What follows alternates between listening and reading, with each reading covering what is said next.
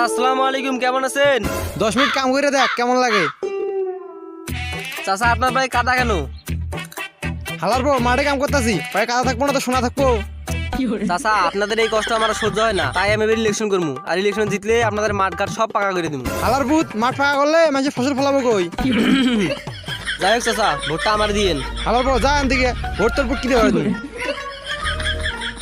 কিন্তু চাচা এখনো যাস নেই।